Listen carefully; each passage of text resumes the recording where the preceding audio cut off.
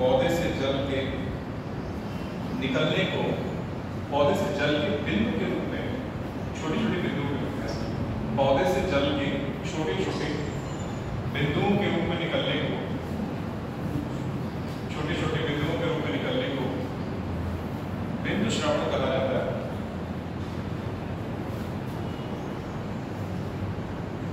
बिंदु श्रवण कहा जाता है। और जिन क्षेत्रों के माध्यम से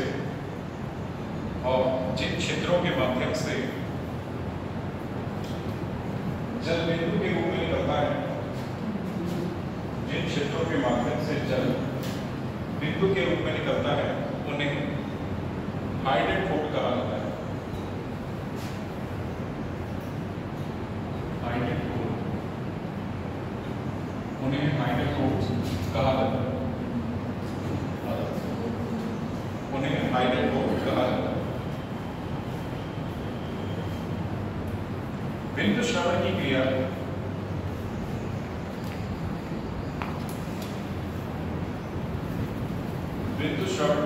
टमाटर,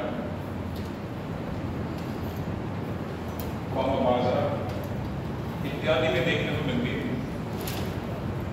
ऋतुस्राव की प्रक्रिया टमाटर और बाजरा इत्यादि में देखने को मिलती है।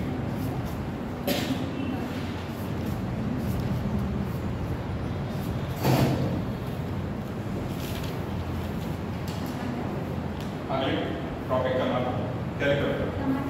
टमाटर और बाजरा इत्यादि में देखने को मिलती है, इत्यादि में देखने को मिलती है। अगले टॉपिक का नाम लिखो खनिज पोषण, खनिज पोषण।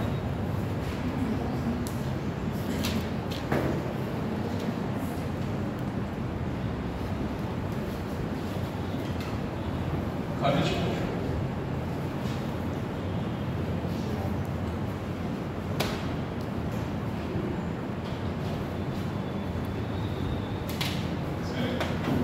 पौधों की वृद्धि के लिए, पौधों की वृद्धि के लिए 17 आवश्यक तत्वों पढ़ने आए।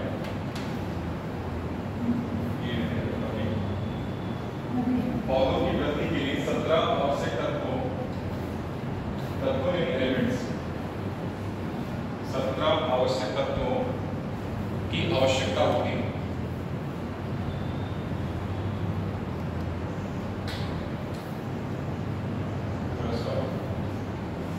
इन पोषक तत्वों को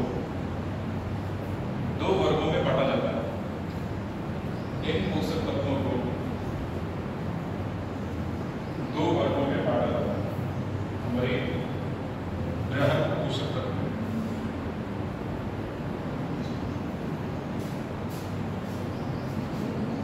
बृहद पोषक तत्व, ठीक है।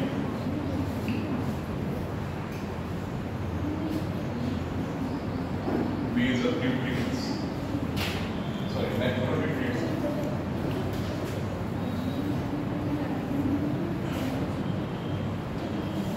Macronutrients.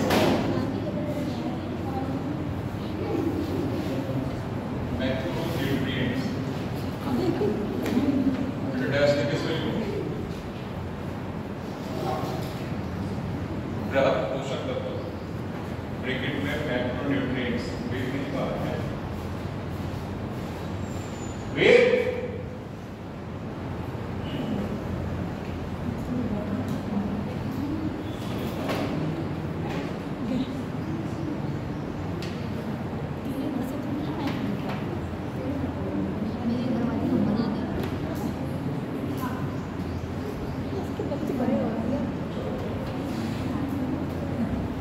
बृहद पोषक तत्वों को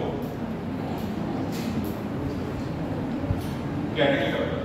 बृहद पोषक तत्व ब्रैकेट में मैक्रोन्यूट्रिएंट्स, ये 9 प्रकार के, ये 9 प्रकार के होते हैं। Dash carbon, hydrogen, oxygen, nitrogen, phosphorus, potassium, sulphur, magnesium और कैल्शियम। कुल मिला के कितने हैं? 9, ठीक है। C4 बेटा कार्बन होता है। इनके नाम पता है? सबको नहीं पता है? सबको नाम पता है? कोई ऐसा बच्चा जिसको नाम नहीं पता है बताओ तो मैं लिख लिया। देखो बेटा C4 कार्बन होता है, H4 हाइड्रोजन होता है, O4 ऑक्सीजन है, N4 नाइट्रोजन है, P4 फॉस्फोरस है, K4 पोटेशियम है, S4 सल्फर है, Mg4 मैग्नीशियम है और Ca4 कैल्शियम है। ठीक है, इसको लिख लो एक बार। ये मैग्नीशियम है हमारा,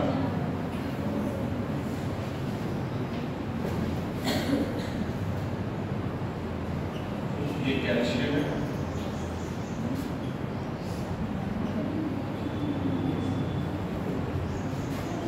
ये सल्फर। बाकी किसी को नहीं समझ आ रहा है? हाँ, ये बिल्कुल ये पोटेशियम है।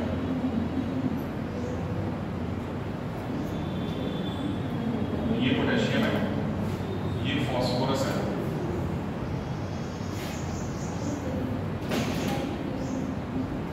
नाइट्रोजन है,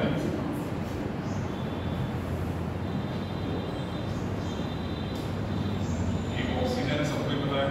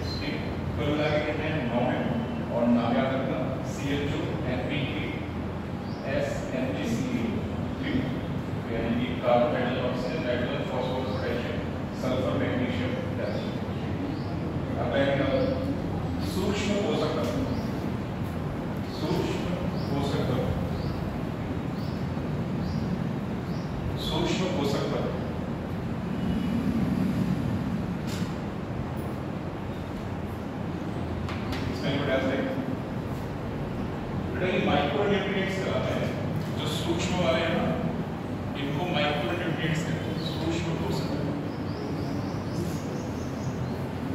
इनको माइक्रो न्यूट्रिएंट्स कहते हैं।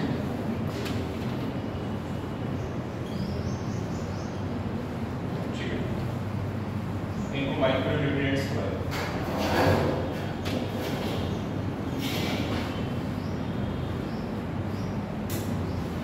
इसमें पौधों को इन पोषक तत्वों की आवश्यकता, पौधों को इन पोषक तत्वों की आवश्यकता अल्प मात्रा में होती है। इन पोषक तत्वों की आवश्यकता अल्प मात्रा में होती है।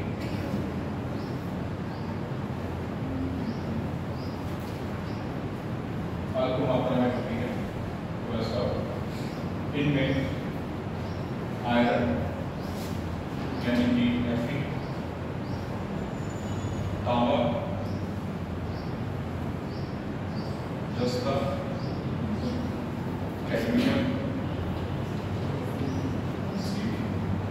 बेटा ये आयरन है, Fe आयरन होता है, ब्रैकेट में आयरन लिख लो, Cu कॉपर यानी तांबा होता है, ठीक है, Zn जस्ता यानी जिंक होता है, Cd कैडमियम होता है, ठीक है, तो इनके नाम लिख लो और आगे कर दो क्या, ठीक है। एक बार फिर सुनो, Fe आयरन होता है, Cu कॉपर या तांबा होता है, Zn जिंक या जस्ता, Cd कैडमियम होता है, ठीक है।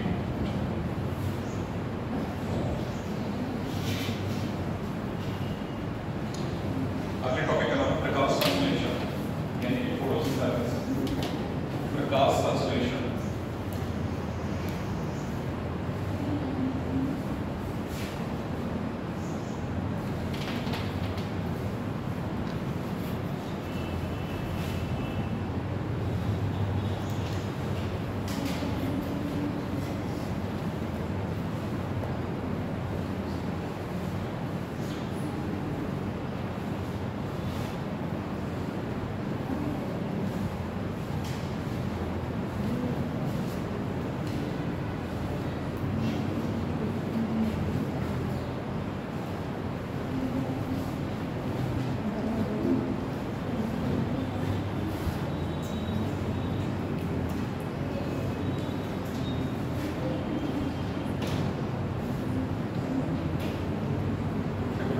टॉपिक उसका नाम प्रकाश संश्लेषण यानी फोटोसिंथेसिस।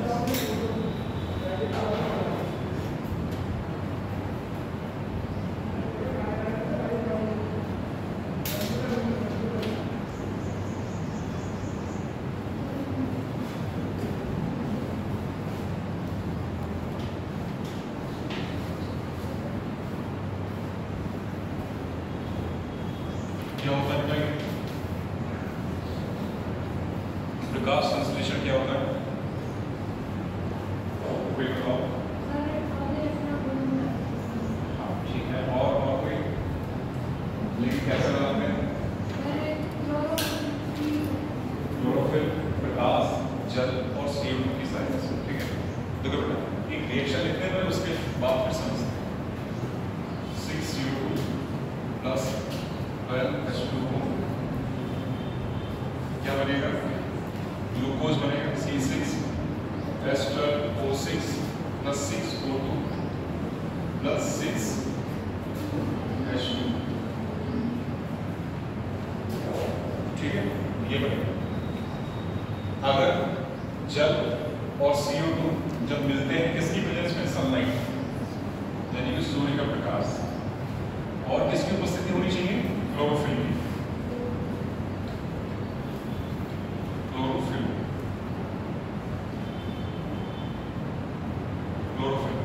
ठीक है, तो क्या बनाएंगे? सूर्य के प्रकाश और क्लोरोफिल की उपस्थिति में कार्बन डाइऑक्साइड और जल मिलकर क्या बनाते हैं? ग्लूकोज बनाते हैं, ऑक्सीजन निकलती है और जल, ठीक है। तो इसमें डालने के लिए बेटा की बात बनाना एक लाइन में उसका सूर्य की उपस्थिति में, सूर्य की उपस्थिति में पौधे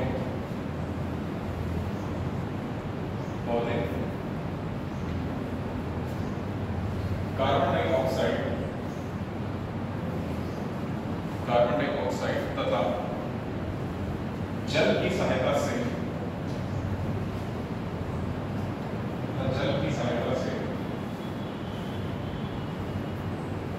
अपना भोजन बनाते हैं। अपना भोजन ब्रैकेट में कार्बोहाइड्रेट, अपना भोजन ब्रैकेट में कार्बोहाइड्रेट बनाते हैं और इस प्रक्रिया को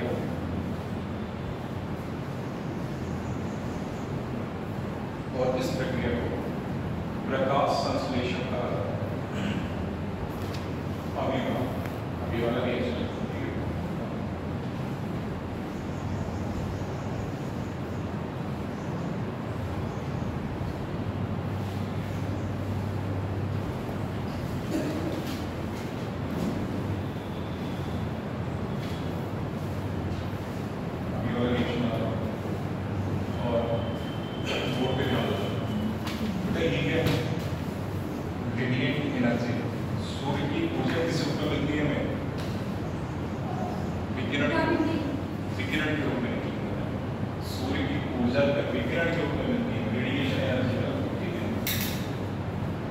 सूर्य की प्रकाश ऊर्जा का या विकिरण ऊर्जा का रासायनिक ऊर्जा में बदलना क्या कहलाता है? प्रकाश संश्लेषण कहलाता है। नोट करके सूर्य की प्रकाश ऊर्जा या विकिरण ऊर्जा, सूर्य की प्रकाश ऊर्जा या विकिरण ऊर्जा का रासायनिक ऊर्जा में बदलना,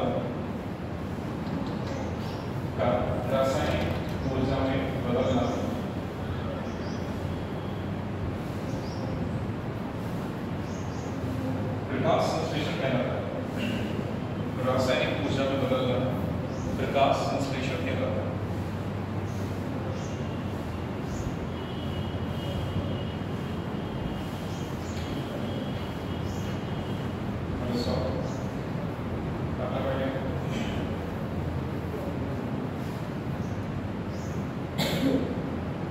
ऐसे पौधे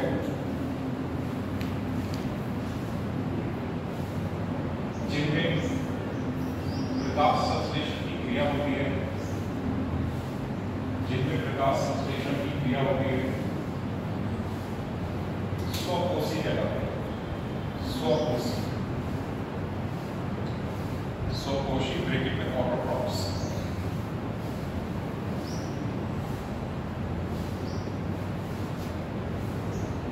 स्वकोशी ब्रैकेट में ऑटोट्रॉफ्स कहलाते हैं।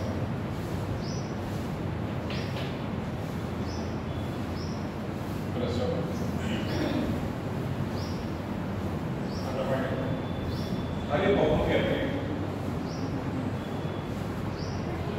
कहते हैं, प्रकाश संश्लेषण की क्रिया, हरे पौधों के अतिरिक्त प्रकाश संश्लेषण की क्रिया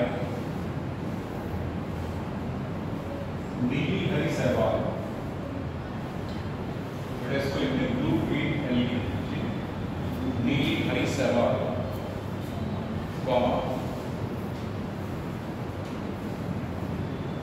तथा कुछ डाइनोफ्लैजेलेट्स, तथा कुछ डाइनोफ्लैजेलेट्स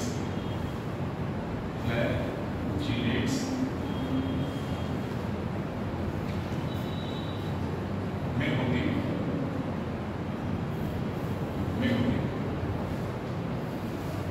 तथा कुछ डाइनोफ्लैजेलेट्स में होती।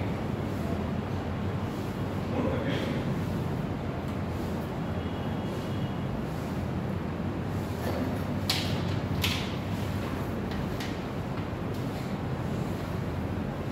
कुछ जीवाणु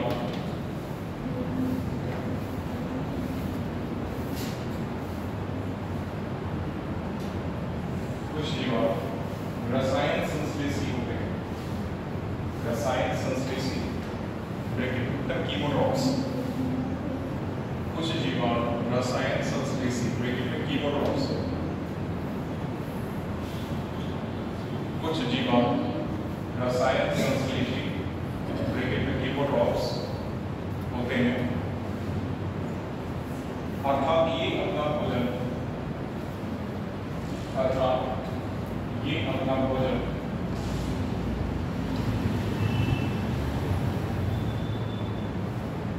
सूर्य के प्रकाश की उपस्थिति में ना बनाकर, अर्थात ये अपना भोजन सूर्य के प्रकाश की उपस्थिति में ना बनाकर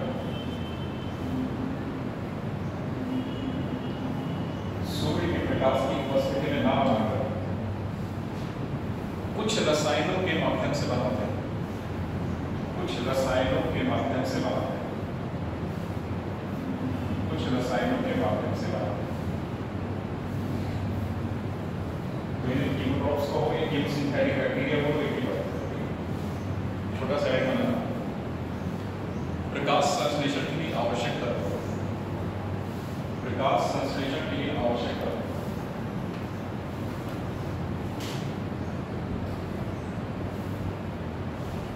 जरा इस रिएक्शन को देखो और ये बताओ कि प्रकाश संश्लेषण के लिए आवश्यक तत्व कौन कौन से हैं। तो रिएक्शन के लिए इसको देख के बताओ कि प्रकाश संश्लेषण के लिए आवश्यक तत्व कौन कौन से हैं।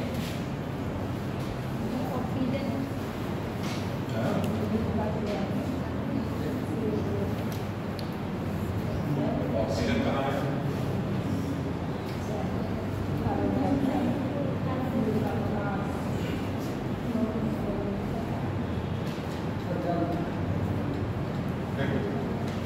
हमारी हेडिंग में प्रकाश संश्लेषण के लिए आवश्यक तत्व, तो पहला क्या लिखोगे? क्लोरोफिल। पहला लिखो सूर्य का प्रकाश, सूर्य का प्रकाश। नंबर 2 पे लिखो क्लोरोफिल।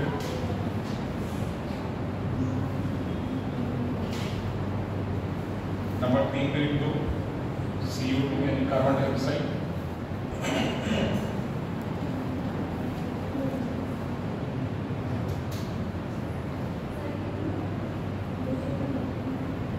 और नंबर 4 पे लिखो जल।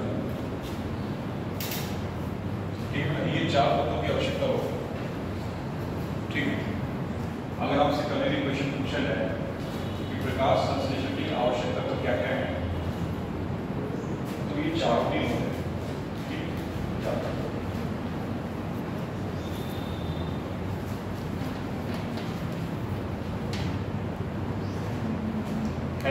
क्लोरोफिल, थोड़ा सा ये वाला देखो, ये वाला क्लोरोफिल।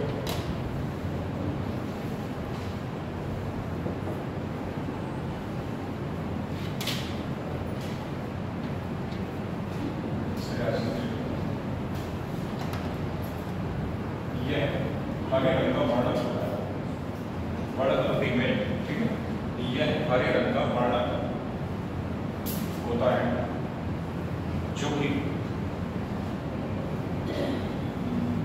क्लोरोप्लास्ट में पाया जाता है, जो कि क्लोरोप्लास्ट में पाया जाता है।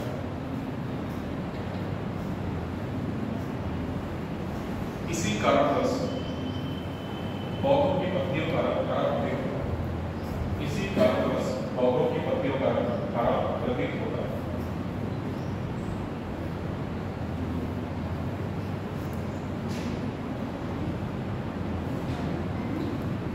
ठीक है,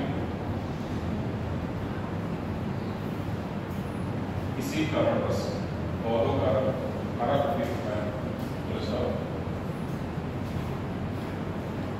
क्लोरोफिल 2 प्रकार के होते हैं। क्लोरोफिल 2 प्रकार के होते हैं। डैश नंबर 1, बेटा CHL को शॉर्ट फॉर्म में क्लोरोफिल लिखा जाता है।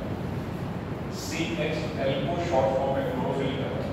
तो नंबर 1 करके लिखोगे क्लोरोफिल A और नंबर 2 करके लिखोगे क्लोरोफिल B।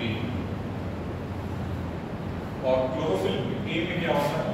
इसमें मिथाइल ग्रुप उपस्थित होता है। अंतर बोल जाएगा, पूछेगा कोई क्या बताओगे?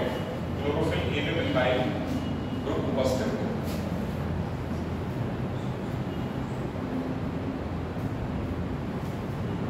तो क्लोरोफिल ए में मिथाइल ग्रुप उपस्थित होता है और क्लोरोफिल बी में क्या होगा, एल्डिहाइड ग्रुप उपस्थित होता है। दोनों में अंतर हो गई। यहाँ पे क्या होगा, एल्डिहाइड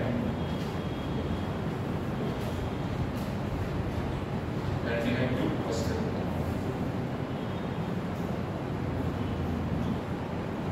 ठीक,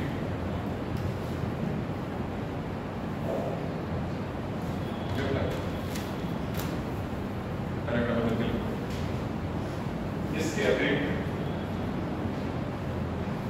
इसके क्लोरोफिल के अतिरिक्त, ठीक है, इसके अतिरिक्त पौधों में कैरोटीन तथा जैंथोफिल, इसके अतिरिक्त पौधों में कैरोटीन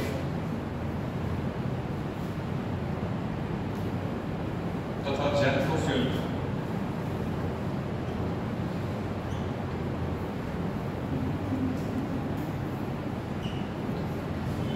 जैंथोफिल वर्णक भी पाए जाते हैं, वर्णक भी पाए जाते हैं जो कि प्रकाश संश्लेषण के लिए आवश्यक है। वर्णक भी पाए जाते हैं जो कि प्रकाश संश्लेषण के लिए आवश्यक है।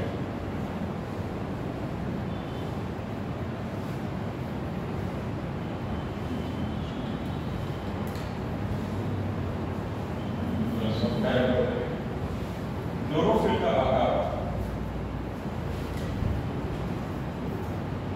क्लोरोफिल का आकार रैकेट शेप, रैकेट क्या होता है, जिससे शतरंज खेलते हैं ना, वो रैकेट है, ठीक है। तो क्लोरोफिल का आकार racket shape, RACKET racket shape. Chlorophyll का आकार रैकेट शेप होता है जिसमें एक हेड और एक टेल होती है, जिसमें एक हेड और एक टेल यानी पूंछ, जिसमें एक हेड और एक टेल होती है।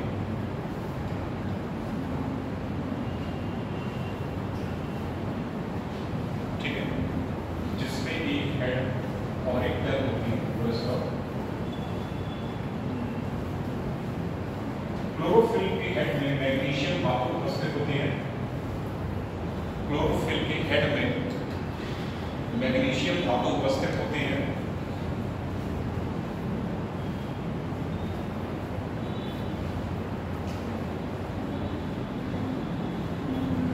क्लोरोफिल के हेड में मैग्नीशियम धातु उपस्थित होती है तथा इससे 4 पायरॉल जुड़े होते हैं। तो इससे 4 पायरॉल्स जुड़े होते हैं तथा इससे 4 पायरॉल्स जुड़े होते हैं।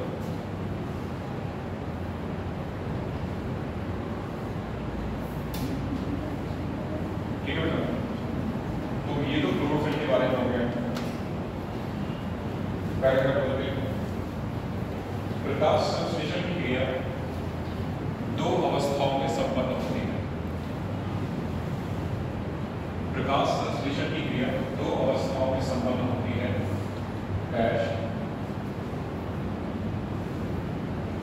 नंबर 1 प्रकाशिक अभिक्रिया,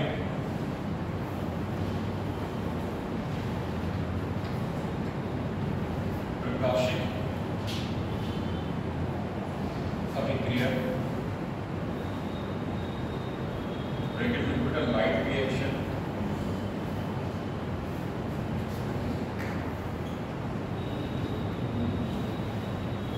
नंबर 2 करते हैं अप्रकाशिक अभिक्रिया।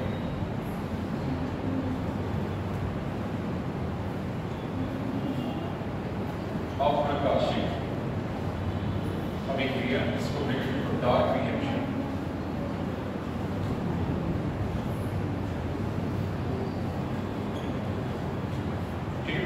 नंबर 1 प्रकाशिक अभिक्रिया, ब्रैकेट में लाइट रिएक्शन। नंबर 2 अप्रकाशिक अभिक्रिया, ब्रैकेट में डार्क रिएक्शन।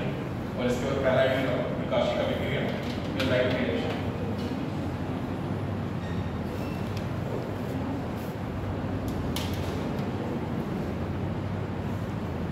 प्रकाशिक अभिक्रिया या लाइट रिएक्शन, इसमें डाल सकते हैं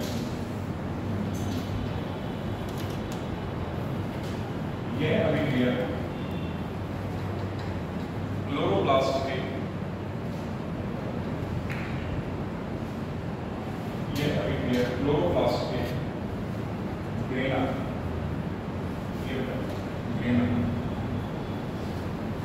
ये अभिक्रिया क्लोरोप्लास्ट के ग्रेना में संपन्न होती है। ये करिए यह अभिक्रिया क्लोरोप्लास्ट की ग्रेना में संपन्न होती है।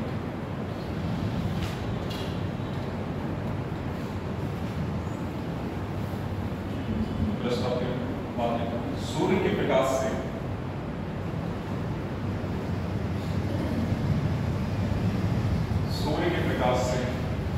क्लोरोफिल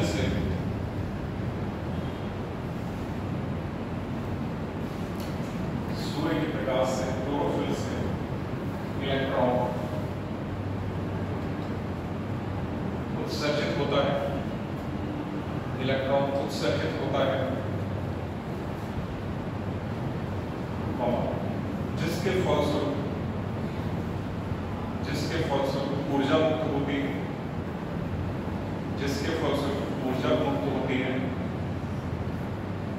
और एडीपी से और एडीपी से एटीपी का निर्माण होता है और एडीपी से एटीपी का निर्माण होता है।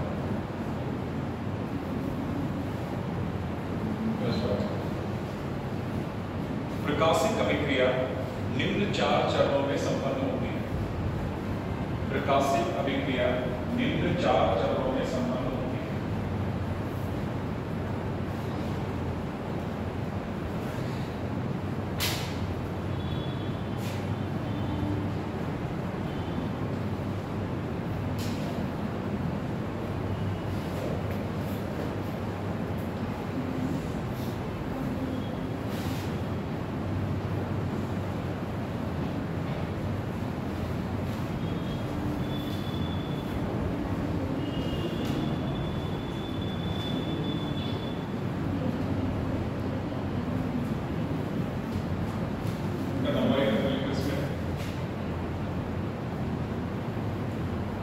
एटीपी का निर्माण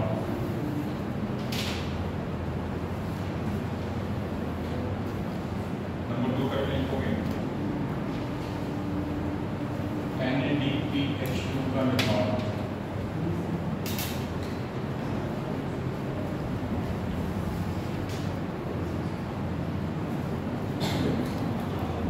नंबर 3 को जल का अपघटन।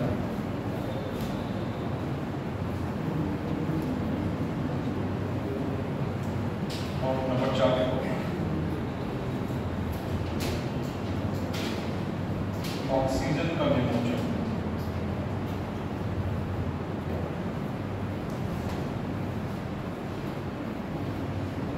तो ये 4 चरण, ठीक है।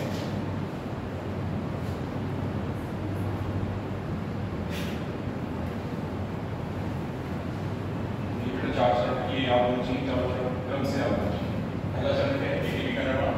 दूसरा चरण क्या है? NADPH2 का निर्माण। तीसरा चरण क्या है? जल का अपघटन। और चौथा चरण क्या है? ऑक्सीजन का विमोचन। कभी आपसे पूछा जा सकता है कि जल का अपघटन कौन सी क्रिया में होता है? प्रकाशिक या अप्रकाशिक? तो नाम क्या है? प्रकाशिक अभिक्रिया। एटीपी का निर्माण कहाँ होगा? प्रकाशिक अभिक्रिया, ठीक है। ऑक्सीजन का विमोचन कहाँ होगा? प्रकाशिक अभिक्रिया, ठीक है। एक चीज हम नोट करके ऐसे डैश बना के लिखो। शुरू की 2 प्रोसेस किसमें हो रही है? फोटो सिस्टम 1 में हो रही है। शुरू की 2 प्रोसेस किसमें होती है? फोटो सिस्टम 1 में, या इसी को शॉर्ट में लिखते हैं PS1। ये यहाँ होती है, ठीक है। और बची 2 किसमें हो रही है? फोटो सिस्टम 2 में।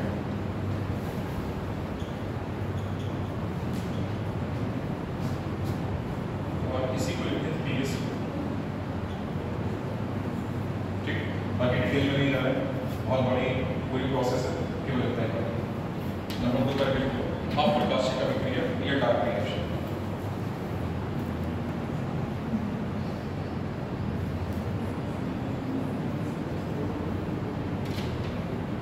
नंबर 2 पर लिखो अप्रकाशिक अभिक्रिया, ये डार्क रिएक्शन।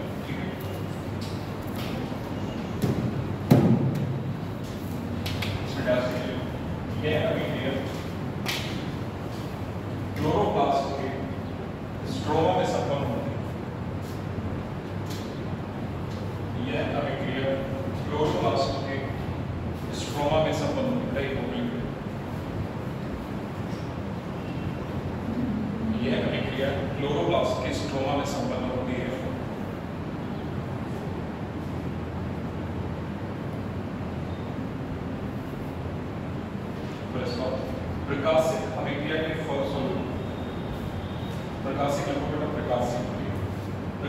अभिक्रिया के फलस्वरूप निर्मित एटीपी तथा NADPH2 के एटीपी तथा NADPH2 स्ट्रोमा में पहुंचते हैं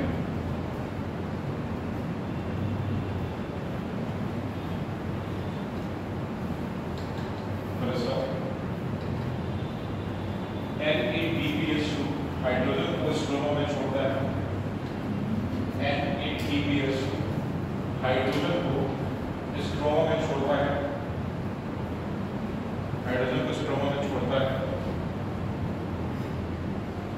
तथा वायुमंडल से CO2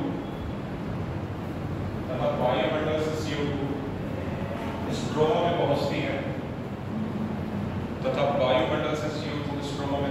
है और ये दोनों मिलकर कार्बोहाइड्रेट का निर्माण करते हैं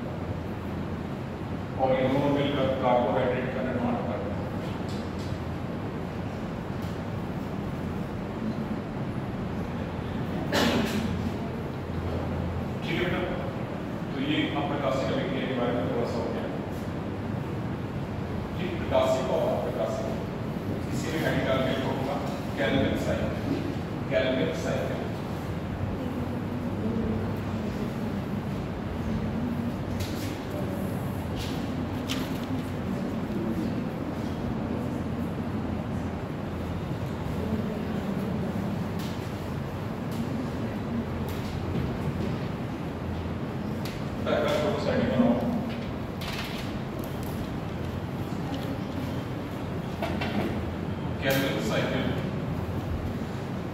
और इसी को बोलते हैं C3 साइकिल। इसी का नाम है C3 साइकिल,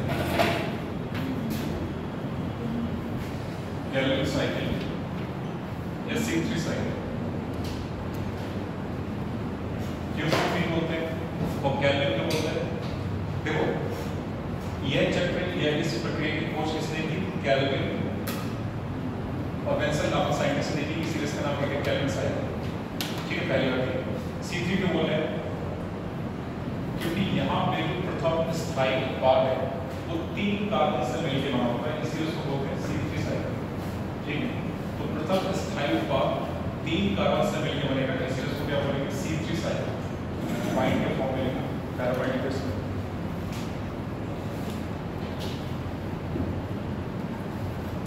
इसका पहला स्थायी उत्पाद फॉस्फोग्लिसरिक एसिड,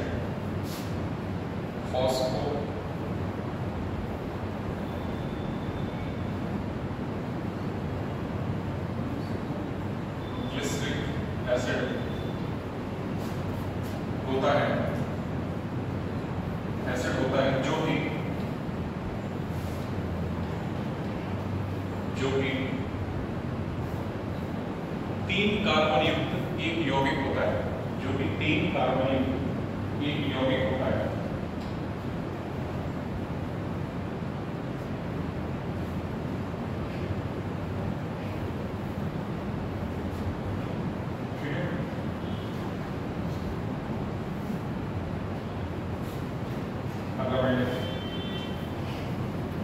यह प्रक्रिया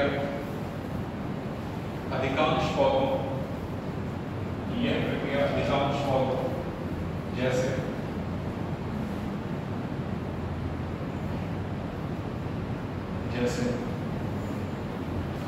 सभी काष्ठीय पौधे,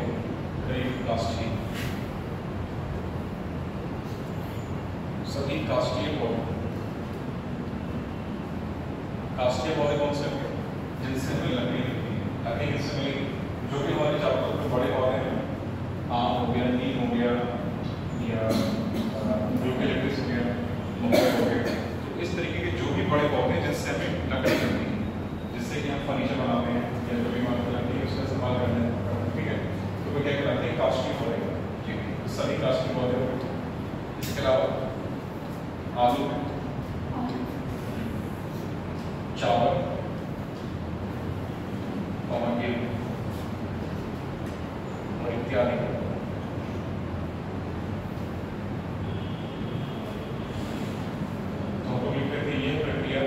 काष्ठीय पौधे, आलू, चावल, गेहूं इत्यादि में संपन्न होती है। ठीक है, इत्यादि में संपन्न होती है।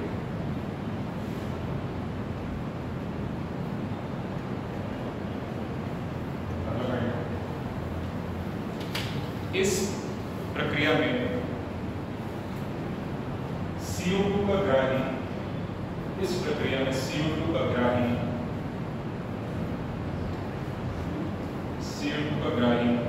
रिबुलोज बिसफॉस्फेट, रिबुलोज बिसफॉस्फेट,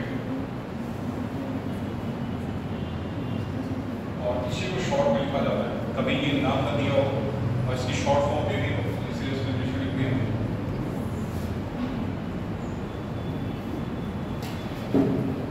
इसकी शॉर्ट फॉर्म बेटा RUBB, RU छोटा बनेगा, B बड़ा बनेगा, B बड़ा बनेगा, और इसी को RUTT भी कभी कभी किसी बुक में लिखा मिल जाएगा। ठीक है, CO2 का ग्राही रिबुलोज बिसफॉस्फेट ब्रैकेट में RUBB ऑब्लिक करके RUBB होता है। ठीक है, देखो बेटा बिस बोलो या डाई बोलो, एक ही बात, दोनों का मतलब है दो। बिस का मतलब भी दो, यानी कि फॉस्फेट के दो अणु। ठीक है, तो बिसफॉस्फेट बोल देंगे। अगर डाई फॉस्फेट बोलेंगे तब भी क्या बोलेंगे, फॉस्फेट के दो अणु। तो बिस बोलो या डाई बोलो एक ही बात। तो यहाँ बिसफॉस्फेट हो जाएगा, यहाँ डाइफॉस्फेट हो जाएगा। ठीक, दोनों में से कोई भी नहीं, बस समझ जाना कि रिबुलोज बिसफॉस्फेट की बात कर रहे हैं। ठीक,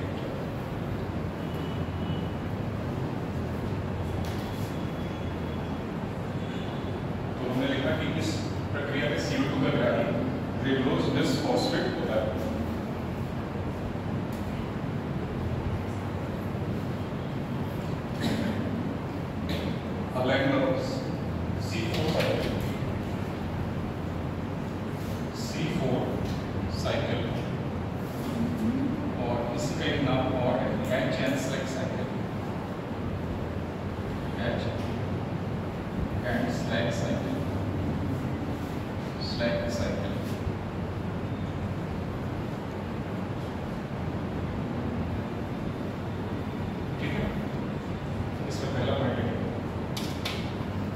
इसको C4 क्यों कह रहे हैं? क्योंकि इसका प्रथम स्थायी उत्पाद जो है वो 4 कार्बन से मिलकर बनेगा, इसलिए इसको क्या बोलेंगे C4 साइकिल। और इसकी खोज किसने की थी? हैच और स्लैग नामक वैज्ञानिक ने की थी, इसलिए नाम पड़ गया हैच और स्लैग साइकिल। ठीक है, तो इसमें पहला पॉइंट, इस प्रक्रिया का प्रथम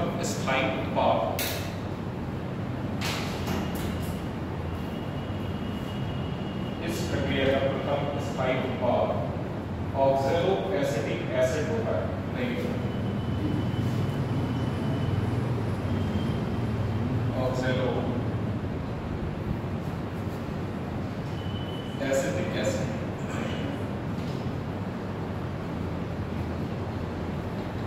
ऑक्सैलोएसिटिक एसिड होता है, जो कि एक 4 कार्बन युक्त,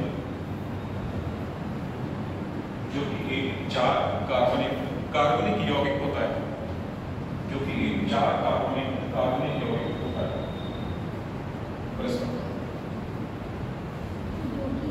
जो कि एक 4 कार्बनिक यौगिक होता है। ठीक है बेटा, अगला पॉइंट, यह प्रक्रिया ज्यादातर घासों में संपन्न होती है। यह प्रक्रिया ज्यादातर घासों में संपन्न होती है। घास और कौन सी होती है? ये तो यहाँ आ गया चावल की और क्या सीखी वाले, उसके अतिरिक्त जो बची घासें, जैसे दूब घास, ठीक है, या गन्ना भी घास होती है। ठीक है, गन्ना भी घास है, दूब घास, गन्ना इत्यादि। हम लोग लिखते हैं यह प्रक्रिया ज्यादातर घासों ब्रैकेट में दूब घास और गन्ना ब्रैकेट बंद कर दो में संपन्न होती है,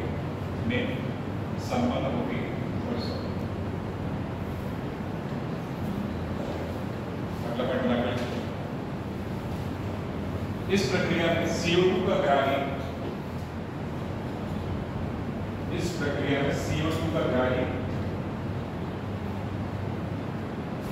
फॉस्फोइनोल पाइरुवेट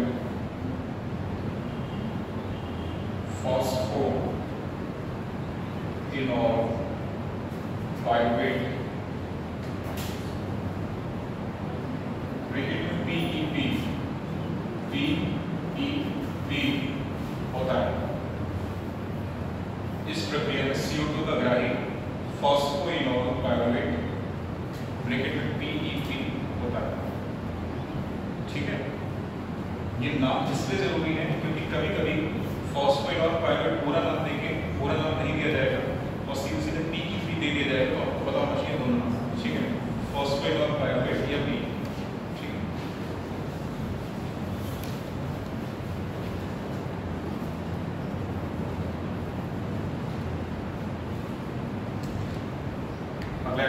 प्रकाश संश्लेषण की दर को प्रभावित करने वाले कारक। प्रकाश संश्लेषण की दर को प्रभावित करने वाले कारक।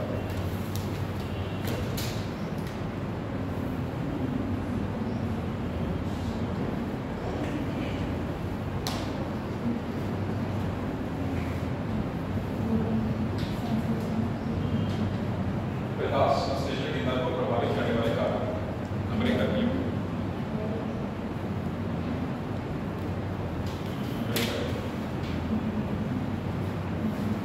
ऑक्सीजन की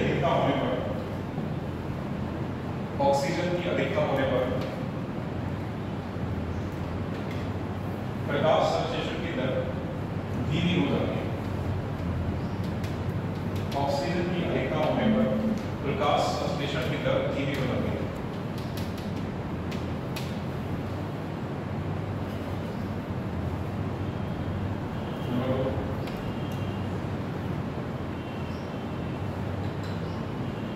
पौधों में स्टार्च की अधिकता होने पर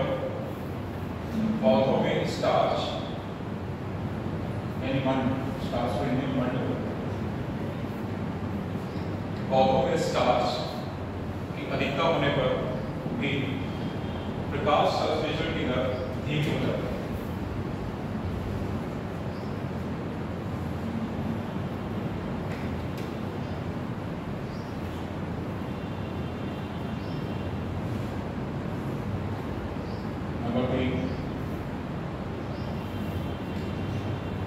वातावरण में CO2 की सांद्रता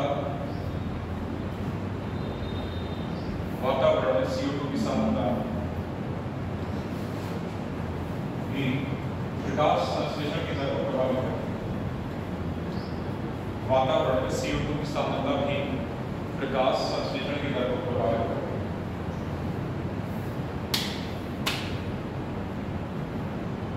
वातावरण में CO2 की सांद्रता भी प्रकाश संश्लेषण की दर को प्रभावित करती है।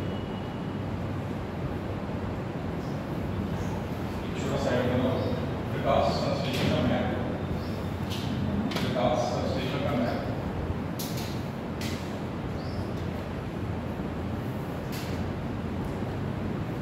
क्यों जरूरी है? प्रकाश संश्लेषण में क्यों जरूरी है?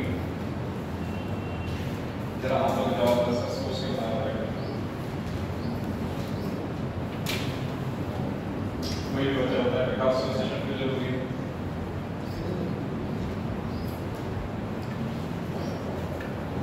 नहीं, पहली बात तो ऑक्सीजन मिलती है, ठीक है, इसलिए जरूरी है।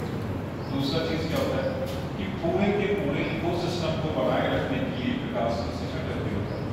पूरे इकोसिस्टम, ये पृथ्वी क्या है कि बृहद इकोसिस्टम की भांति कार्य करता है, ठीक है। तो पूरे के पूरे इकोसिस्टम को बनाए रखने के लिए प्रकाश संश्लेषण जरूरी होता है। क्यों जरूरी है? क्योंकि जाहिर सी बात है हम अपना खाना खुद बनाते हैं, खुद बनाते हैं, और यहाँ पे ये नहीं कि हम कुकर लिए, कढ़ाई लिए, गैस पे बना दिया, बन गया खाना। ये नहीं, खाना ये नहीं, खाने का फॉर्म बदलना, मतलब जैसे कि पौधे क्या करते हैं, प्रकाश ऊर्जा को रासायनिक ऊर्जा बदल रहे हैं, तो ये है वहाँ पे वास्तव में खाना, ठीक है। हम क्या करते हैं, हमें तो जो जिस फॉर्म में उसी अवस्था बनाना है, क्योंकि अगर हमारे पास दाल है तो दाल में भी क्या है, केमिकल्स ही है, ऑर्गेनिक कंपाउंड ही है, तो बनेगी तभी तो वो ऑर्गेनिक कंपाउंड ही रहेगा। वहाँ पे कोई एनर्जी का कन्वर्जन तो नहीं हुआ, एनर्जी का रूपांतरण नहीं हो रहा है। रूपांतरण कहाँ हो रहा है? रूपांतरण फोटोसिंथेसिस में हो रहा है। जब प्रकाश ऊर्जा किसमें बदलती है? रासायनिक ऊर्जा में, उसको बोलते हैं अपना खाना। तो वो यानी पादप स्वकोषी है, हम पादपों पर निर्भर है अपने खाने में, ठीक है। पौधे जो भी ऊर्जा बनाएंगे उसको कौन खाएगा? कार्बोन, जिसको शाकाहारी को। शाकाहारी कौन खाता है? सेकेंडरी उपभोक्ता जिसको बोलते हैं, जो कि घास खाने वाले जीव है। सॉरी, घास तो शाकाहारी खाएंगे घास, और शाकाहारी को कौन खाएगा? मांसाहारी जीव खाएंगे। जैसे कि अगर शाकाहारी जीव की बात करें तो खरगोश हो गया, बकरी हो गई, तो खरगोश बकरी को कौन खाएगा? भेड़िया हो गया, ठीक है, ज़्यादा दूर पर भेड़िया हो गया, बकरी हो गई, तो इस टाइप से कुत्ता हो गया, तो इन सब चीज़ों को खाएगा। और अल्टीमेटली कुत्ता, भेड़िया वगैरह को कौन खा सकता है? सेब, जो टॉप हमारी कार्निवोर है, टॉप प्रेडेटर होता है। तो पूरा का पूरा ये इकोसिस्टम को बनाए रखने के लिए विकास संश्लेषण जरूरी है, ठीक है। ऐसा पॉइंट है।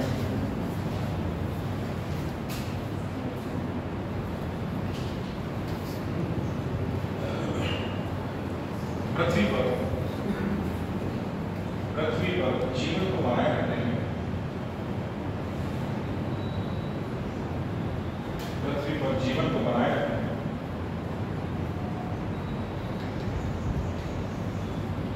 विकास संश्लेषण की क्रिया,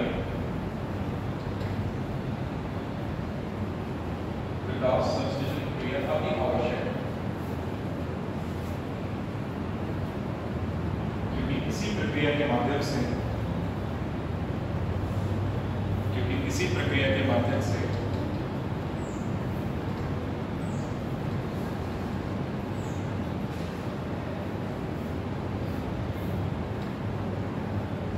हमें ऑक्सीजन की प्राप्ति हो पाती है, हमें ऑक्सीजन की प्राप्ति हो पाती है।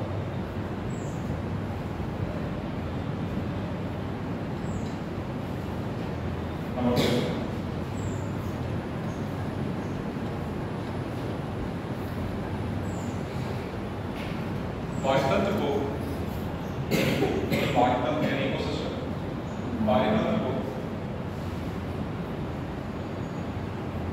सुचारू रूप से बनाए रखने के लिए, पारितंत्र को सुचारू रूप से बनाए रखने के लिए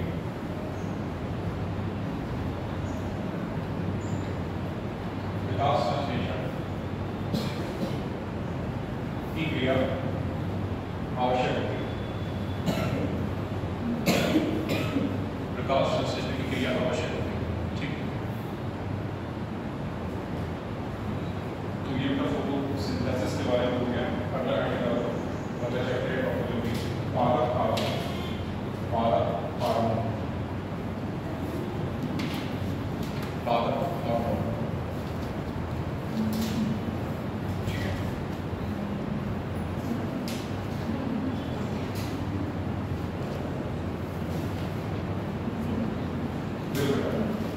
हार्मोन क्या होते हैं? जैसे हमने मानव में पढ़ा था एंडोक्राइन सिस्टम के बारे में, वहाँ भी विभिन्न ग्रंथियों से हार्मोन आ रहे हैं। तो यहाँ पे भी पादप हार्मोन है जो कि पौधे के उपापचयी क्रिया को नियंत्रित करते हैं, इन पौधे की वृद्धि पर नियंत्रण स्थापित करते हैं, ठीक है। तो मुख्य रूप से यहाँ 5 हार्मोन पढ़ना है। तो पादप हार्मोन में पहले जो 5 हार्मोन उनके नाम लिखते हैं। पहला है ऑक्सिन, नंबर 2 लिखो जिबरेलिन, नंबर 3 लिखो साइटोकाइनेसिस,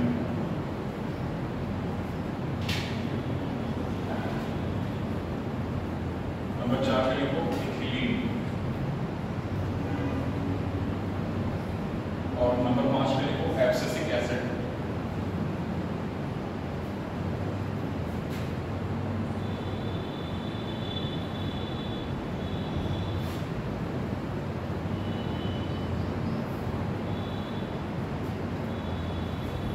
नंबर 5 पे लिखो एब्सिसिक एसिड।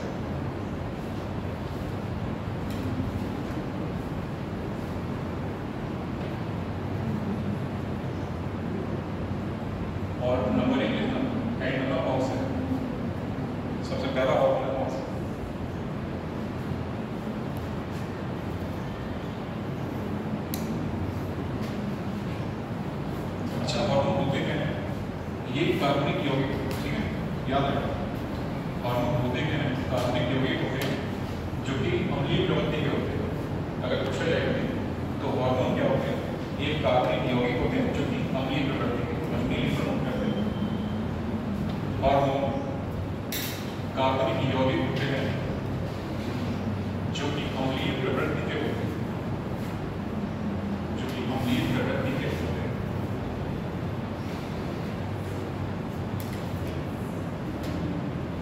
तो हम लोग पहला हार्मोन लिखते हैं ऑक्सीजन। हमारा पहला हार्मोन है ऑक्सीजन, उसमें डालने के लिए इसकी खोज डार्विन ने की थी। इसकी खोज डार्विन ने की थी।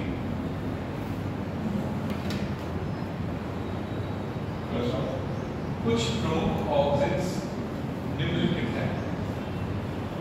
कुछ प्रमुख ऑक्सीजन्स निम्नलिखित हैं।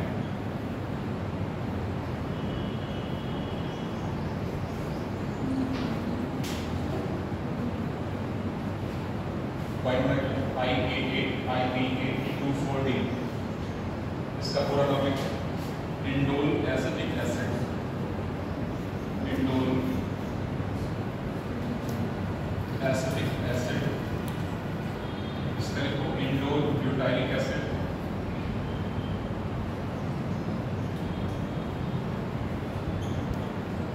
इंडोल ब्यूटाइलिक एसिड, इसका लिखो 2,4-डाइक्लोरो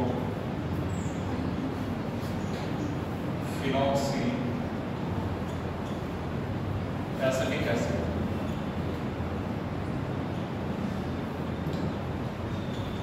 तो ये कुछ प्रमुख ऑक्सीजन्स के उदाहरण हैं।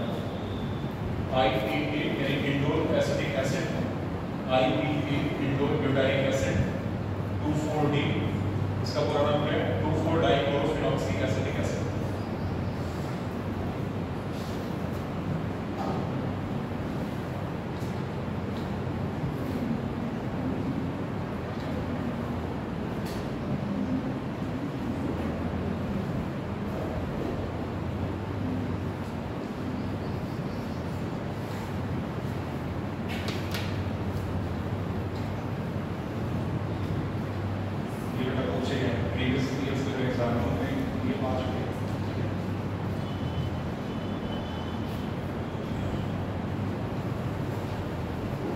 छोटा सा ऑक्सीजन के कार्य, ऑक्सीजन हार्मोन के कार्य,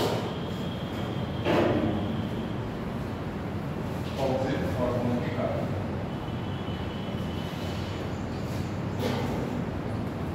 इसमें पहला पॉइंट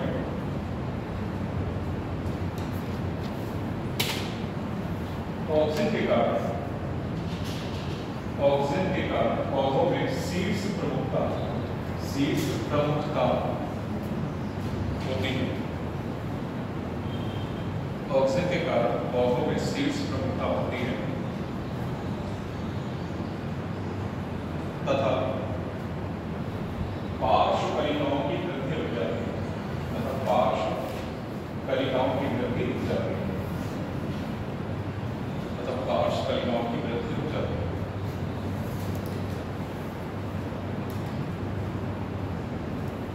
जरा इसको समझो क्या होता है। अगर पौधा ऊपर से ग्रो कर रहा है तो सीधा सीधा होता है, अगर हम इसका टॉप पोर्शन काटते हैं तो क्या होगा, साइड में ब्रांचेस बढ़ना शुरू हो जाएंगे। अगर पौधे को ऊपर से काटें तो क्या होगा, साइड में ब्रांचेस नहीं उनकी वृद्धि शुरू हो जाएगी। और वहीं अगर हम साइड की ब्रांचेस को काटते हैं, पौधे की जो दाएं बाएं की ब्रांचेस जब उनको काटते हैं तो पौधा लंबाई में वृद्धि करेगा। तो ये है सीड्स में, ठीक है।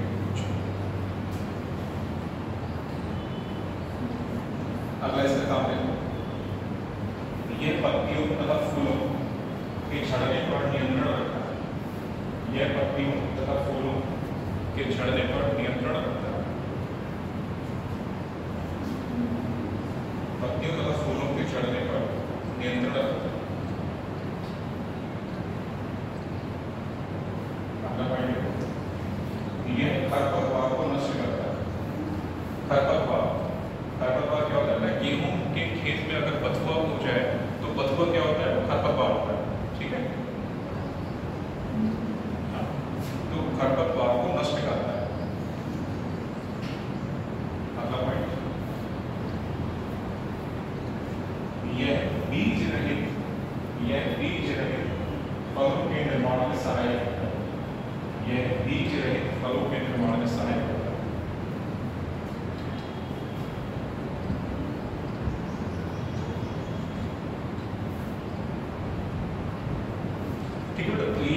कार्य हुए। अगला है तो जिब्रेलिन, नंबर दूसरा हार्मोन है जिब्रेलिन।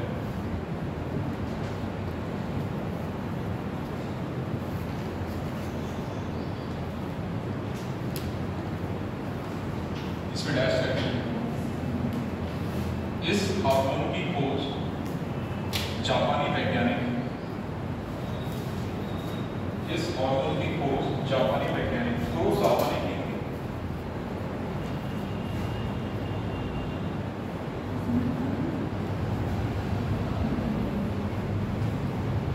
जिब्रेलिन्स। तो खोजकर्ता कौन है?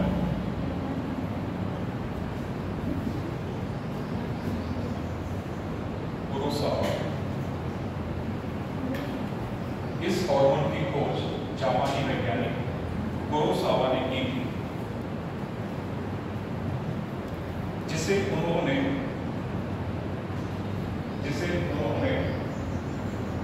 एक कवक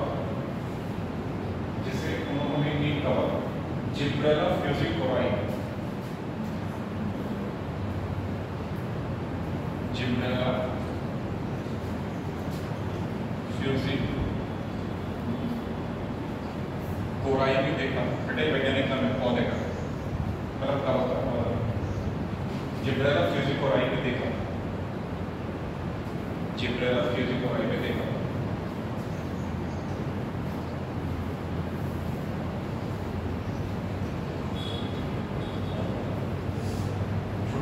जिब्रेलिन के कार्य, जिब्रेलिन के कार्य।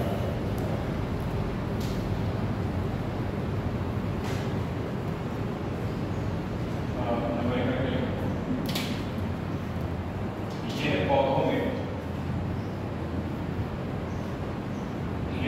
में नर पुष्पों, यह पौधों में नर पुष्पों के विकास को प्रेरित करता है।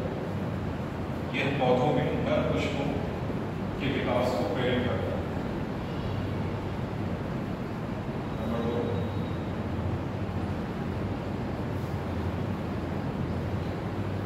यह बीजों की प्रसुप्तावस्था, यह बीजों की प्रसुप्तावस्था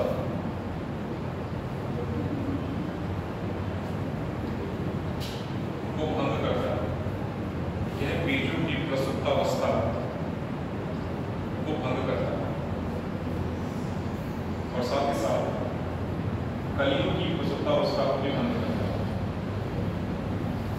और साथ ही साथ कलियों की प्रसुप्तावस्था को भी भंग करता है।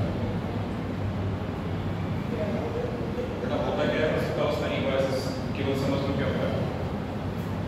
देखो, अगर कोई भी बीज है हम उसको यूं ही रख दें तो क्या वो अंकुरित होगा? नहीं होगा। जब तक कि हम उसे एक नमी ना दें या उसके अंकुरण के लिए अनुकूल परिस्थितियां ना दें, तब तक वो अंकुरित नहीं होगा। ठीक है, तो वही कहलाता है प्रसुप्तावस्था। यानी कि जितने समय के लिए बीज एक ऐसे पीरियड में रहेगा जिससे वो अंकुरित नहीं होगा, उसे क्या बोल देंगे? प्रसुप्तावस्था। और जैसे ही उसे नमी मिल जाएगी या ऐसी परिस्थितियां मिल जाएगी क्योंकि उसके अंकुरण के लिए आवश्यक होगी, तो वहीं पे क्या होगा? अंकुरित होना शुरू हो जाएगा और उसे बोलेंगे प्रसुप्तावस्था का भंग। ठीक है, तो ये अगला पॉइंट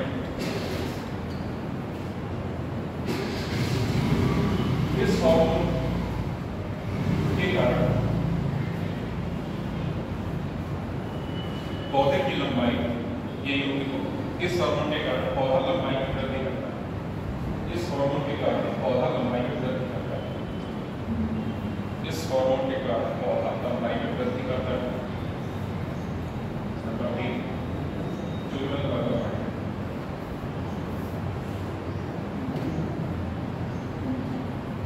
यह हार्मोन बड़े आकार के फलों के उत्पादन में सहायक है। यह हार्मोन बड़े आकार के फलों के उत्पादन में सहायक है।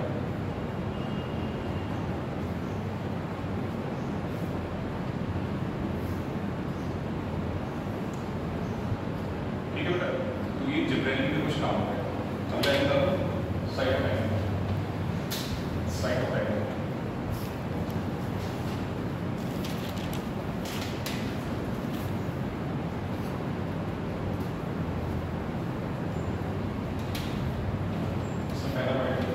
इस हार्मोन की खोज मिलर ने की। मिलर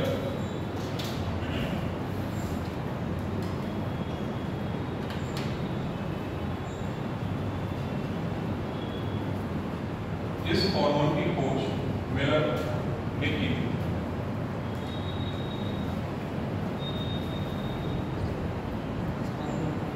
इस हार्मोन की खोज मिलर ने की।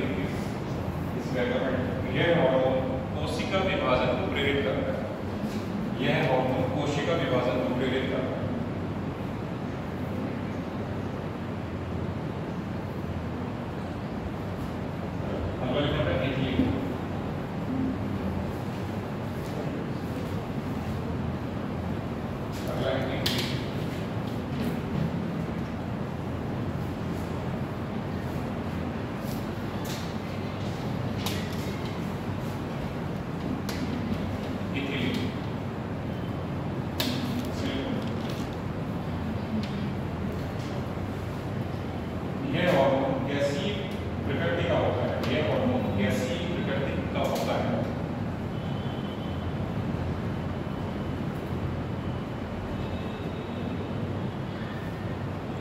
जो कि एक वृद्धि नियंत्रक हार्मोन है। जो कि एक वृद्धि नियंत्रक हार्मोन है।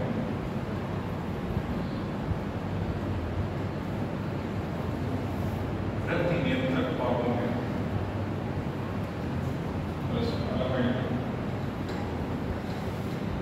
यह हार्मोन पौधों में मादा पुष्पों के विकास को प्रेरित करता है। यह हार्मोन पौधों में मादा पुष्पों के विकास को प्रेरित करता है।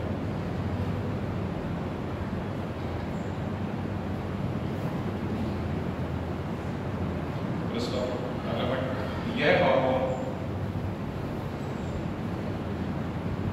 फलों को पकाने के लिए आवश्यक होता है। यह हार्मोन फलों को पकाने के लिए आवश्यक होता है।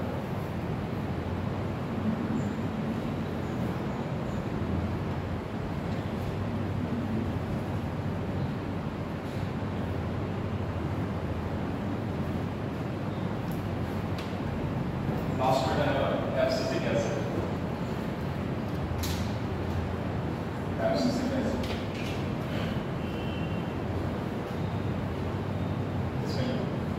यह एक वृद्धि रोधी हार्मोन है।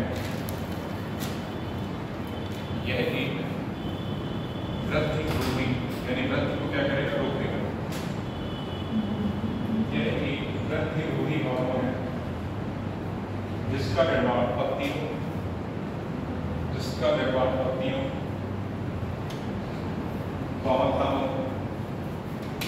तथा बीजों में होता है। जिसका निर्माण पत्तियों, बहुतलों तथा बीजों में होता है।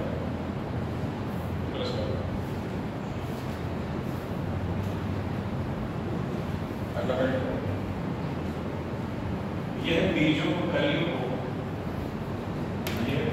व कलियों को सुषुप्तावस्था में बनाए रखता है। यह बीजों व कलियों को सुषुप्तावस्था में बनाया रखता है। बेटा ये जैसे प्रसुप्तावस्था लिखा है, यहाँ पे साथ सुसुप्तावस्था। यह बीजों व कलियों को सुसुप्तावस्था में बनाया रखता है।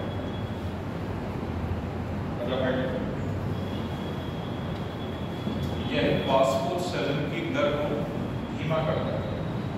यह वाष्पोत्सर्जन की दर को धीमा करता है। यह वाष्पोत्सर्जन की दर को धीमा करता है।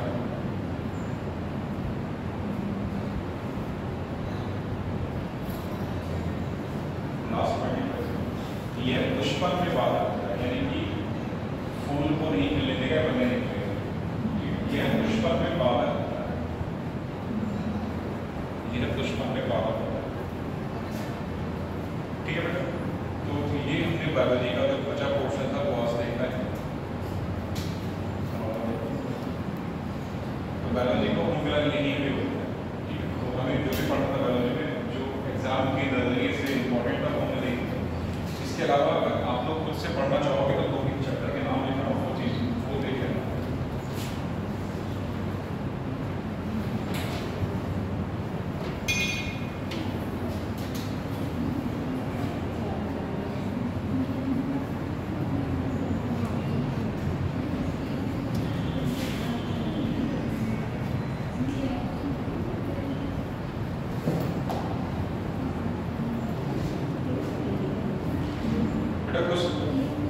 के नाम लिख रहा हूँ, ये आप लोग देखोगे तो उसमें पहला टॉपिक है जन्म जगत का। जन्म जगत,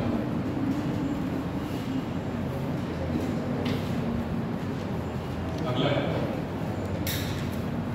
ऊतक, यानी कि जन्म ऊतक,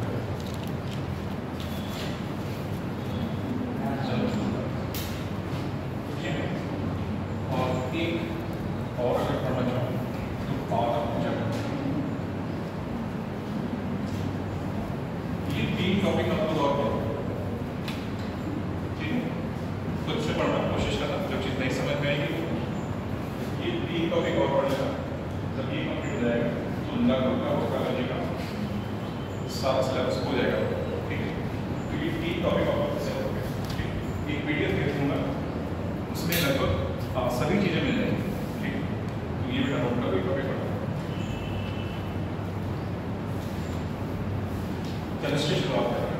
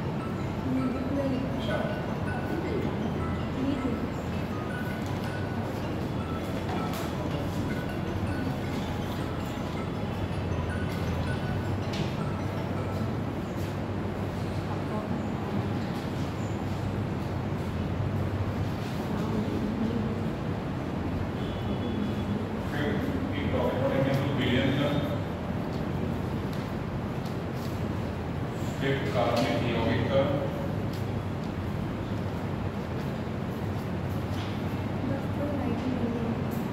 और एक टॉपिक पढ़ेंगे पॉपुलर। कुल मिलाकर इसको 6 भाग में बांटेंगे और अगर बीच बीच में मौका मिलेगा तो छोटे छोटे कुछ टॉपिक है इनके साथ डिस्कस करते हैं, ठीक है? जैसे रेडियो सक्रियता हो गया, अम्ल और क्षार हो गया, ठीक है? तो इनके बीच बीच में वो वाले टॉपिक डिस्कस करते हैं, ठीक है?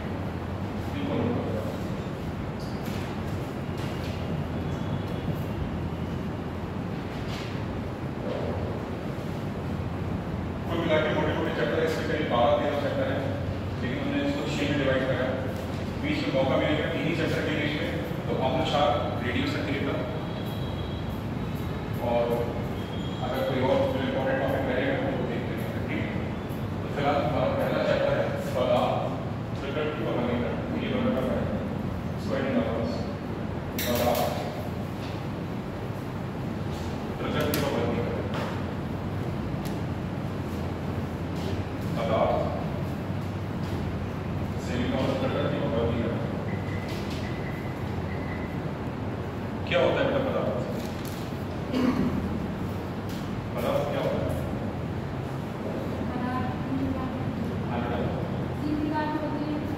नहीं, 3 प्रकार से पहले भी जो तो उसके पहले की बात करो, प्रकार तो बाद में है। आगे तो पदार्थ क्या होता है वो पढ़ना है, पदार्थ के गुण पढ़ना है, फिर पदार्थ की अवस्था पढ़ना है, फिर अवस्था के साथ ही बढ़ेंगे पदार्थ के प्रकार। तो सबसे पहले पदार्थ होता है, इसकी बात करते हैं। ब्रह्मांड में अगर कोई भी चीज विद्यमान है, ये भी बल्कि कोई ब्रह्मांड किससे मिलकर होता है? कुछ कणों से मिलकर होता है। और वो कण कैसे हैं? जिनका अपना द्रव्यमान है और जो कि स्थान घेरते हैं, उन्हें क्या कहोगे? पदार्थ हो गया, मैटर हो गया। ठीक है, तो ब्रह्मांड या यूं कहोगे जो भी चीजें स्थान घेर रही है या जिनका अपना द्रव्यमान है, उन्हें क्या बोलोगे? कण कहोगे या पदार्थ कहोगे या मैटर कहोगे। ठीक है, लिख लो जरा छोटी सी लाइन।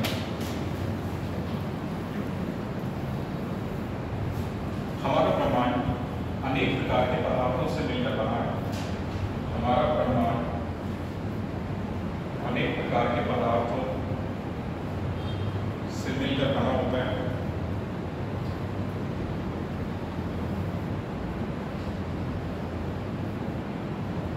अनेक प्रकार के पदार्थों से मिलकर बना होता है।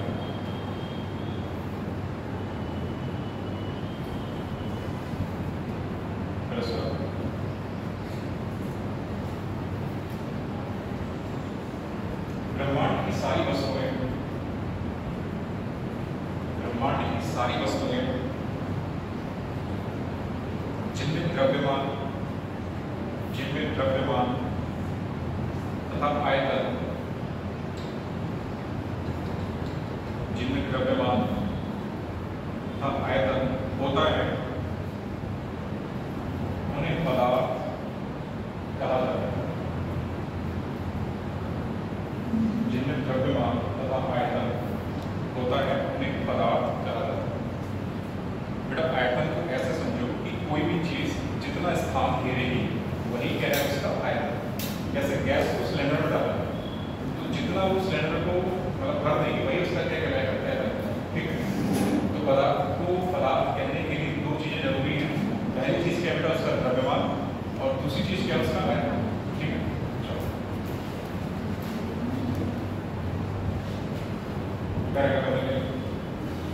पदार्थ का गुण दो बातों पर निर्भर करता है।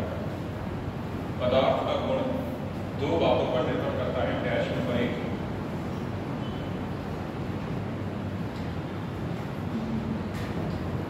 पदार्थ का गुण दो बातों पर निर्भर करता है। डैश नंबर 1, पदार्थ के अवयवी कणों की प्रकृति। पदार्थ के अवयवी कणों की प्रकृति। नंबर 2,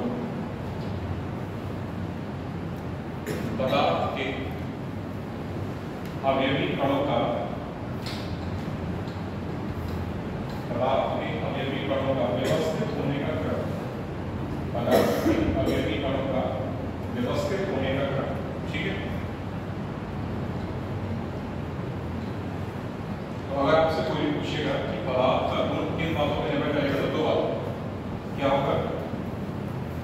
अवयवी कणों की प्रकृति, मतलब किस प्रकार के अवयवी कण हैं, और दूसरा उनका व्यवस्थीकरण कैसा है, इस प्रकार से व्यवस्थित। ठीक है, अगला पदार्थ के सभी गुणों को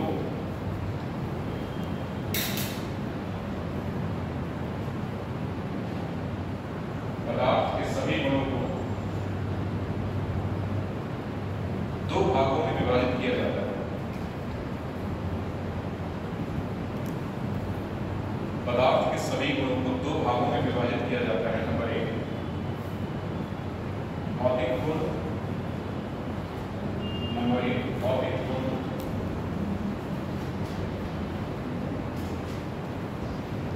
इसमें डैश कर दिया। नंबर 1 भौतिक गुण, इसमें डैश कर दिया। पदार्थ की अपनी भौतिक अवस्था के कारण, पदार्थ की अपनी भौतिक अवस्था के कारण जो गुण पाए जाते हैं,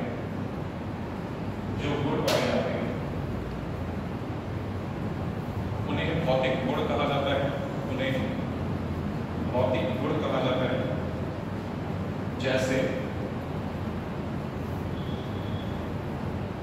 रंग यानी कलर, रंग, गंध, गंध यानी कलर, गंध यानी स्मेल,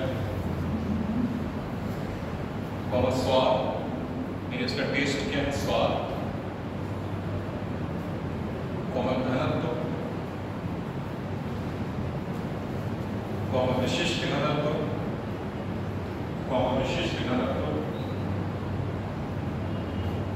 क्वथनांक,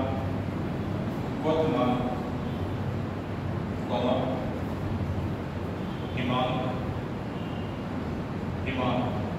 जिस पॉइंट पर कोई वस्तु जमना शुरू कर दे, हिमांक, अपवर्तनांक,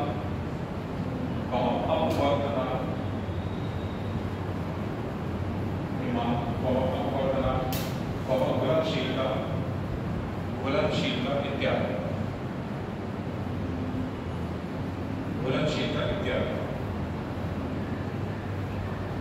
नंबर 2 का रासायनिक गुण,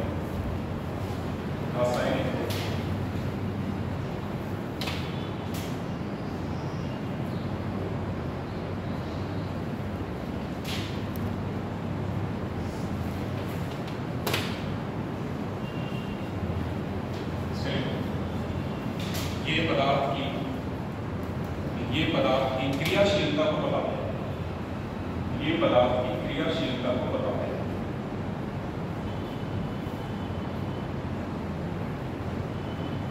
ये पदार्थ की क्रियाशीलता को बताते हैं। जैसे कोई पदार्थ कितना सक्रिय है या निष्क्रिय, जैसे कोई पदार्थ कितना सक्रिय है या निष्क्रिय, जैसे कोई पदार्थ कितना सक्रिय है या निष्क्रिय।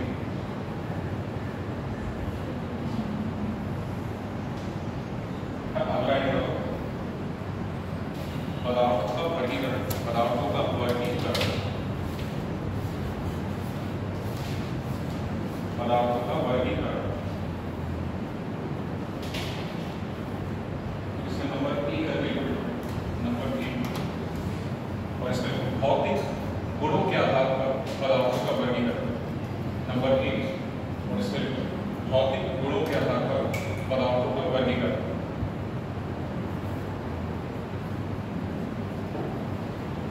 और नंबर 3 कर लेना,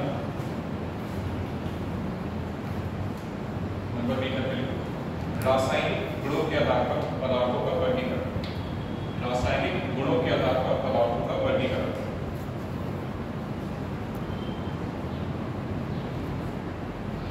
और इसमें नंबर 3 वाला हेडिंग डाल कर भौतिक गुणों के आधार पर पदार्थों का वर्गीकरण।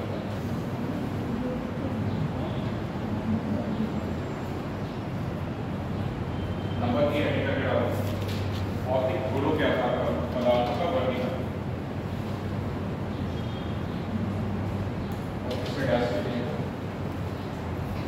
भौतिक गुणों के आधार पर पदार्थ 3 प्रकार के हैं।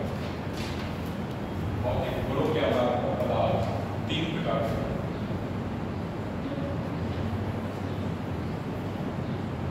भौतिक गुणों के आधार पर पदार्थ कितने प्रकार के होंगे? 3 प्रकार के। नंबर 1 करके लिखो ठोस यानी सॉलिड, द्रव यानी लिक्विड, और तीसरे पे गैस, ठीक है, ठोस, द्रव, गैस, सॉलिड, लिक्विड, गैस, ठीक है, ठोस, द्रव, गैस। ठोस किसे कहोगे, द्रव किसे कहोगे, और गैस किसे कहोगे? हम यहाँ पे 2 बातें लिख के चलेंगे, आयतन और आकार को यहाँ पे पैरामीटर बनाएंगे और उसी के आधार पर 3 डिफाइन करेंगे। वैसे पदार्थ जिनका आयतन और आकार दोनों निश्चित होगा उनको क्या बोलेंगे? ठोस, ठीक है।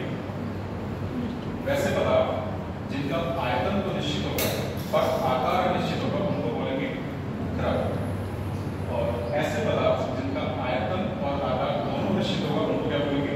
गैस, ठीक है। तो नंबर 1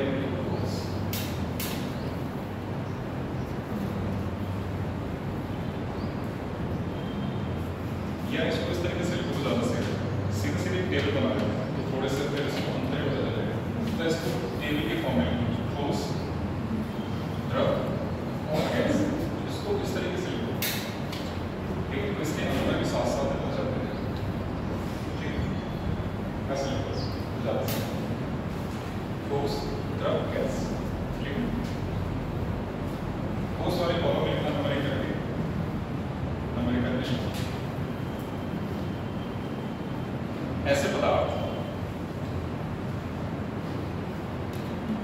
जिनका आयतन व आकार, ऐसे पदार्थ जिनका आयतन व आकार दोनों निश्चित होते हैं, ऐसे पदार्थ जिनका आयतन व आकार दोनों निश्चित होते हैं, ठोस कहलाते हैं, ठोस कहलाते हैं। जैसे लोहा, लकड़ी, क्या, जैसे लोहा, लकड़ी, क्या।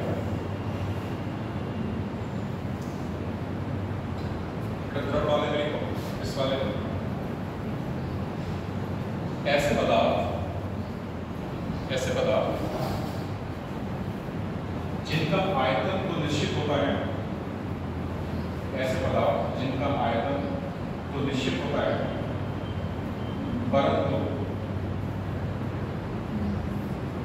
जिनका आयतन तो निश्चित होता है परंतु आकार अनिश्चित होता है,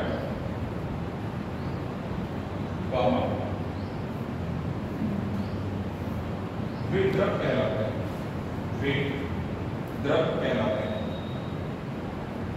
जैसे जल, दूध इत्यादि, जल, दूध इत्यादि।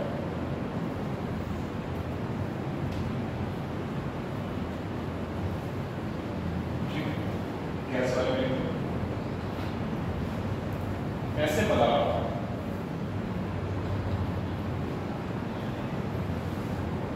जिनका आयतन तथा आकार, ऐसे पदार्थ जिनका आयतन तथा आकार दोनों अनिश्चित होते हैं,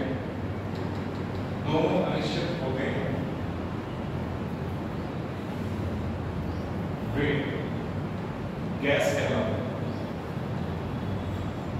वे गैस कहलाते हैं। जैसे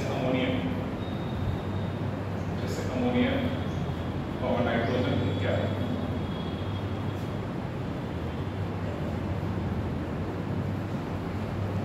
ठीक है, ये एक पॉइंट हो गया।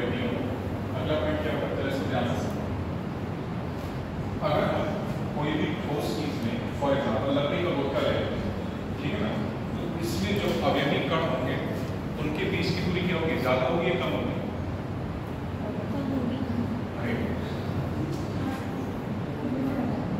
अगर कोई भी ठोस टुकड़ा है, फॉर एग्जाम्पल लकड़ी का गुटका ले, तो उसके अवयवी कणों के बीच की दूरी क्या होगी, ज्यादा होगी या कम होगी?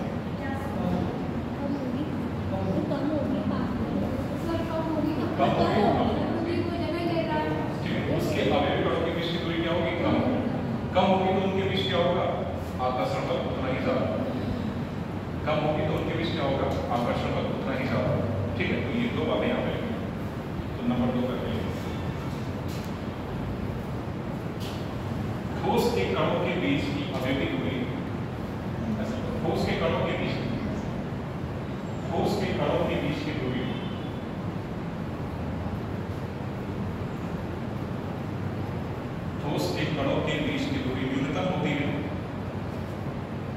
न्यूनतम होती है, और इनके बीच आकर्षण बल अधिकतम। ठोस के कणों के बीच दूरी न्यूनतम होती है तथा आकर्षण बल अधिकतम,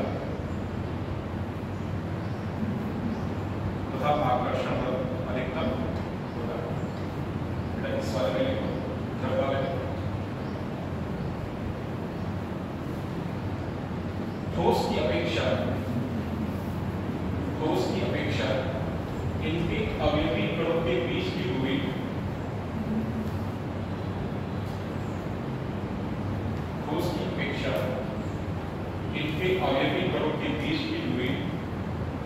ज्यादा होती है।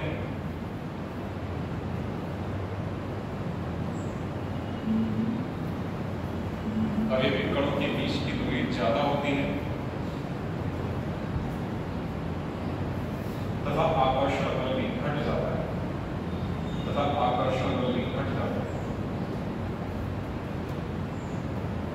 ठीक है। गैस वाले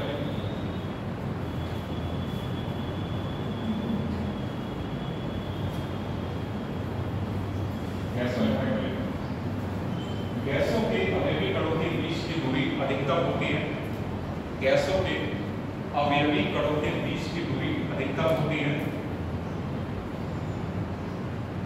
गैसों के अवयवी कणों के बीच की दूरी अधिकतम होती है तथा आकर्षण बल न्यूनतम होता है। तथा आकर्षण बल न्यूनतम होता है।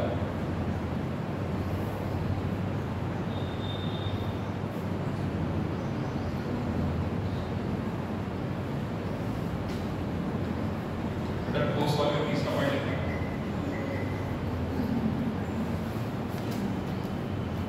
ठोस पदार्थों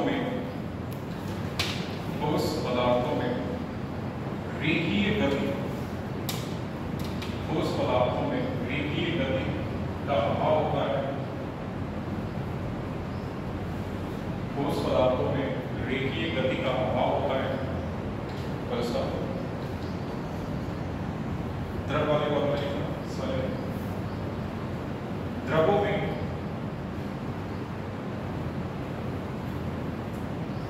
द्रवों में रेखीय गति पाई जाती है। द्रव में रेखीय गति पाई जाती है।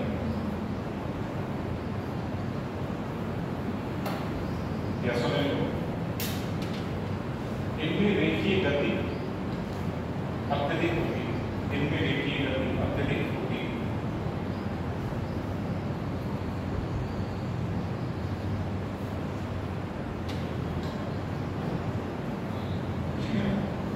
एक पॉइंट और आपको देखना है इसमें, देखो अगर कोई भी चीज जिसमें कि स्थायित्व आ जाए, समझने की कोशिश करो। अगर कोई भी चीज जिसमें क्या हो जाए, स्थायित्व आ जाए, तो जब स्थायित्व आ जाएगा तो क्या हो जाएगा, ऊर्जावान अधिक होगा या ऊर्जावान कम होगा। अगर कोई भी चीज जिसमें स्थायित्व आ जाए, सपोज अगर किसी व्यक्ति में ज्यादा ऊर्जा है तो ज्यादा बढ़ेगा। फॉर एग्जाम्पल इस तरीके से समझ लो, ठीक है। अगर कोई व्यक्ति शांत स्वभाव है, मतलब कि उसमें स्थायित्व क्या है, ज्यादा है, उसमें ऊर्जा क्या हो जाएगी, मतलब एक तरीके से ऊर्जा होगी दबा लेगा, मतलब ऊर्जा वहां पे कम है, ठीक है। इस तरीके से इसको समझो। अगर किसी पदार्थ में स्थायित्व ज्यादा है तो वहां पे ऊर्जा क्या होगी, कम होगी, ठीक है। ये होगा ठोसों में या इस तरीके से ठोस सर्वाधिक स्थायी होते हैं। ठोस सर्वाधिक स्थायी होते हैं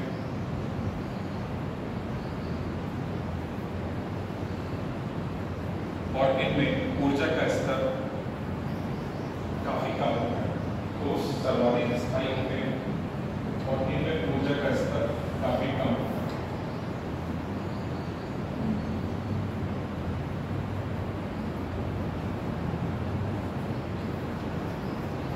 द्रव वाले में द्रव ठोस की अपेक्षा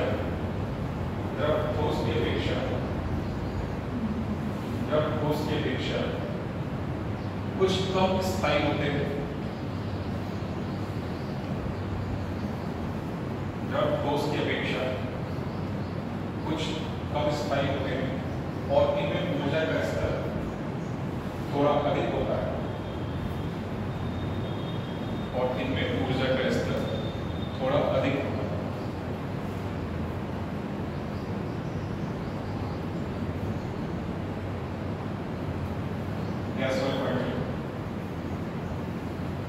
गैसों में स्थायित्व का अभाव होता है।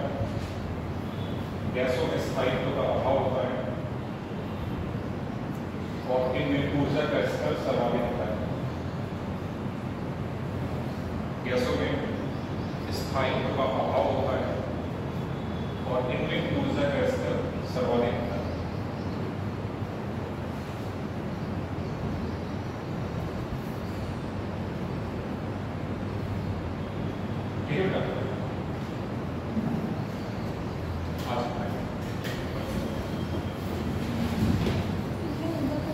Hey.